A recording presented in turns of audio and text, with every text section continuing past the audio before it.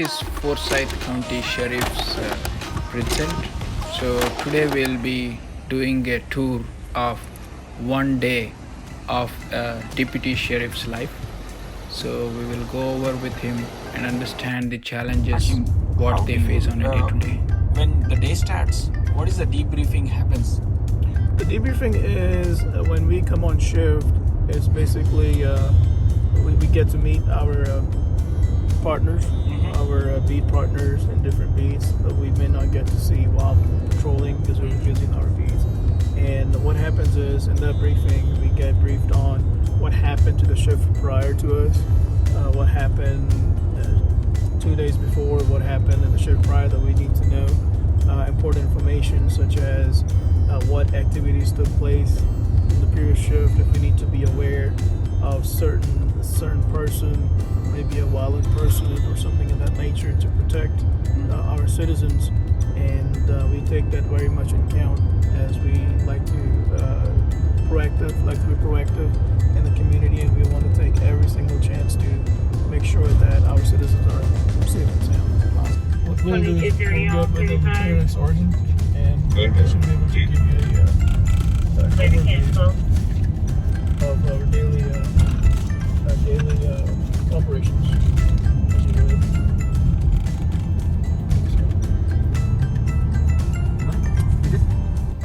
We are going into one of the neighborhoods along with Mr. Hashim. Praveen, and as a part of a ride along, I have Mr. Sheriff, Deputy Sheriff, Mr. Hashim. Hi Hashim, how are you today? I'm doing well. How are you doing? Good. So we will just learn something from Mr. Hashim, what exactly his duties and how his role start. So tell us about what you did. How is the role starts in a day, and what kind of a shift you are, and what will be your typical roles and responsibilities in a day of a deputy sheriff life. First of all, hello everyone. How are you guys doing? I'm Deputy Sheriff Hashim Hamadani, and the way it goes when we come on shift, we have a shift briefings, and in that briefing we are told what our zones are, what our beats are, so we can be in those particular areas. And after that, what our role as a deputy sheriff is that to protect and to serve the community, whether it would be pulling over people, so just to make them aware of the speed awareness. If you observe any traffic infractions, which they're not be aware of, but they're doing those infractions, so we try to pull them over, try to educate them, and patrol the areas, to patrol the neighborhoods. We come across a lot of suspicious people while doing that, and that protects communities, that protects neighborhoods to be involved in criminal activities. How do you, what is your way of approach for the citizens? How do you make them comfortable that you are doing your duties and roles and responsibilities, and how the citizens approach you, Hashim? Citizens are very respectful towards law enforcement, and it is a very respectful profession, if you would. And the way we approach to the community is we are very proactive in our patrols. We try to reach out to the community. We try to be in the community, be with the community in fighting crimes, and be as friendly as possible, and to make them comfortable to come out to us and ask for help whenever they need help. Hashim, tell us how much time is your shift, and how many days you serve, and what are your challenges being in the duty?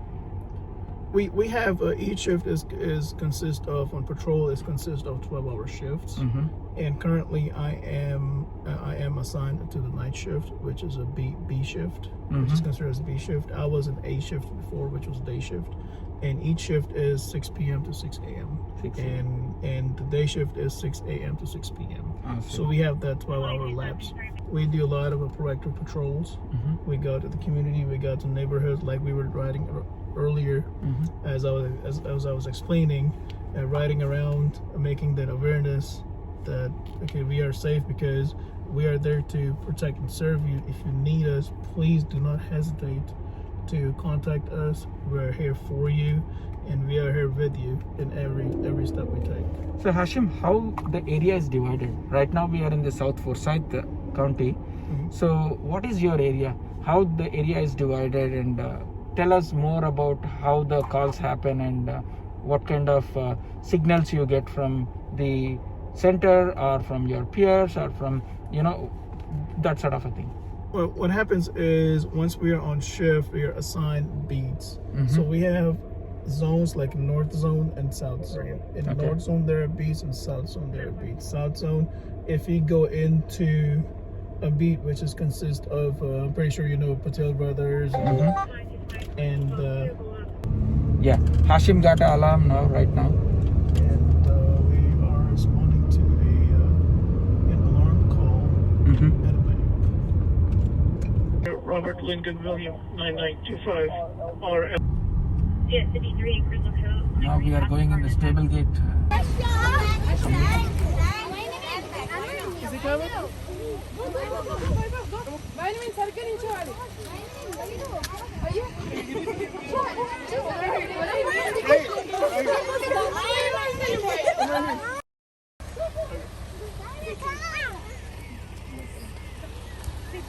When should I bring the application?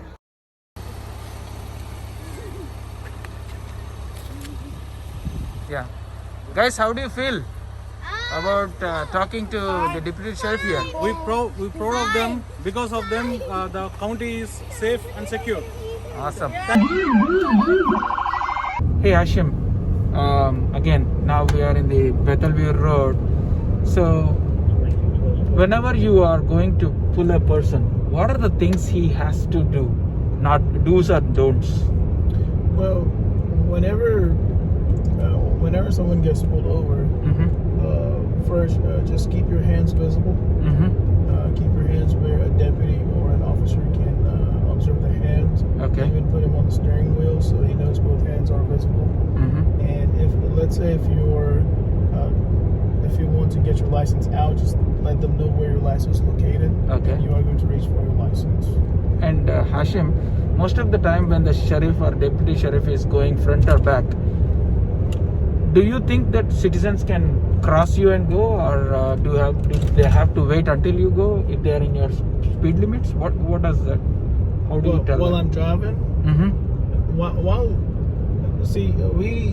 We drive on different pace. We do drive under the speed limit until emergency arises, and we are abide by the same laws as the citizens are. Okay. And until, as I said, until the emergency situation arises where we activate our license sirens, then we can up the speed.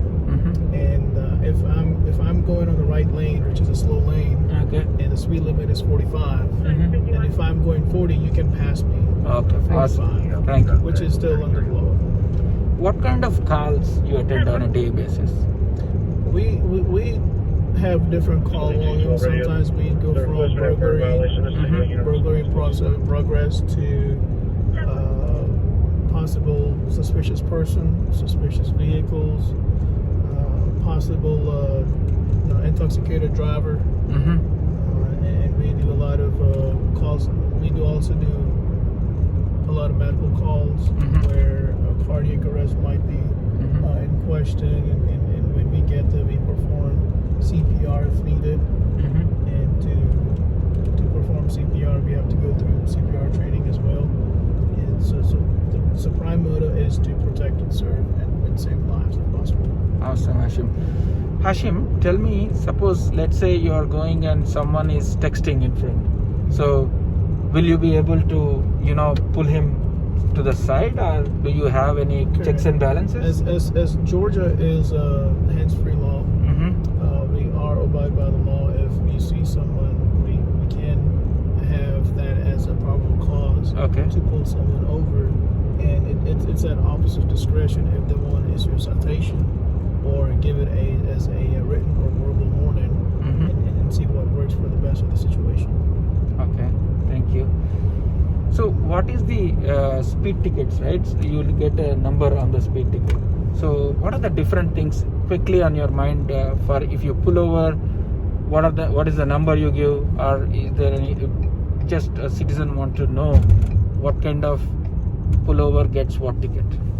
Well, it depends. If you're asking me about the speeds, like what speeds get what tickets, it depends on the circumstances. Some deputies and some officers are generous enough to lower down the speed. If you're going 30 over, they may lower down to 25, 20, or 18. So you wouldn't get the points, you wouldn't get your license suspended. But if you are going excessive speed, you still get the same citation. But it could be if you go 20 over, it's a super speeder. The super speeder is a very hefty fine, and I'm not sure exactly because those citations do not come to us. When we issue the citation, it goes to the court system, and then the court decides on. Let's say if you appear on the court, then it's between you and the court system, and if they want us, let's say if you say you're not guilty and you go through the process, then they may call upon us to be as a witness for the state of why did we issue a citation. So we go there and explain our side. Dear all, today, right now we are on the Highway 20, which falls almost the border of south and north of Cumming, and we'll be asking more questions to Hashim to see if we really benefit out of it, what to do and what not to do from the citizens. So Hashim, tell me, can you catch or pull over any of the citizens in any county, or do you have any limitations? Well, we predominantly, let's say I'm employed with the Forsyth County Sheriffs Office, but we have what is called POST, Peace Officer Standard Training Council, which is all over Georgia. And as a deputy sheriff, if I, as a deputy or any police officer, observe any infraction, we can contact local agency, and then they can advise us that if you can stop the vehicle or pull over the vehicle if you feel that you have a probable cause, and then when the local agency get there, we would advise them what we have, and it goes from. I'm with Rich, the chief right now on the duty today, and I have with this vehicle here, and I will definitely ask him, how do you like your job, Rich? Oh, I love it. Oh, I couldn't do anything else. So during your duty, what are the types of arms you have to protect yourself when any worse situation happens? So you're talking about less lethal options Exactly. and weapons. So we carry a taser on us, and here's our taser. We carry that. Okay. Some guys carry pepper spray, and I don't carry pepper spray. We have an aspeton we carry. It just pulls out like a long stick. In our vehicles, some people carry a less lethal shotgun, which it shoots out a beanbag round. Some other ones carry a 40 millimeter, like I just showed you. Yes. Carries out the high velocity foam baton. And then we also have our long rifles inside there, which is your M4 platform. So we carry our long rifles as well. So those are all things, and also in our hippers, we carry our pistols. So those are the things that we carry with us. 3 for less lethal, and I have 2 lethal options. Okay. So are your vehicles bulletproofs? If someone is shooting, and how do you really rescue from the vehicle? Does the vehicle have a bulletproof? So do we have bulletproof vests?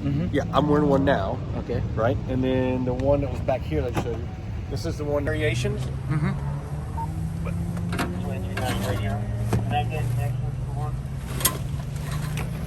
This is the one our team carries.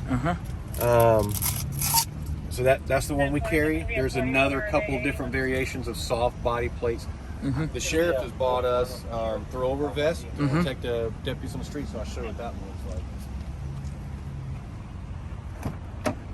And this is going to come in really handy if we get into an active shooter situation. Rifle rounds. This is what the sheriff bought us for patrol to throw over, for a throwover vest. If we have any active shooter, anything high risk that we have to go into, we'll throw this on. You can hold that if you want. Now it's very heavy. Wow. Oh my God. Yeah, very, very heavy. But it's protecting us. So the sheriff wants us protected, and he got it for all of us. To wear, it's just another throwover vest. Our detectives usually wear these. I just have it for a little extra protection. And there's a There's little soft plates behind it to protect the heart, and then there's a hard one in there as well. So that's what's underneath us. And then it zips up perfectly. So, how you doing? So, not the residents of Forsyth County we technically have to worry about. It's that people outside coming in to Forsyth County to commit the crimes and things like that, sell their drugs, whatever, entering autos, your burglaries and stuff. That's what we. Rich, what is the memorable event, like toughest event you have done in your career? Like anyone protecting any of the call you got? Can you narrate any of the toughest, challenging? Yeah, but I'll keep those to myself. Yeah, there's been some that people don't want to hear, but I'll keep those to myself. Okay. Yeah. Any of this stuff that is in your pockets, we'd like to leave in the car, Mr. David.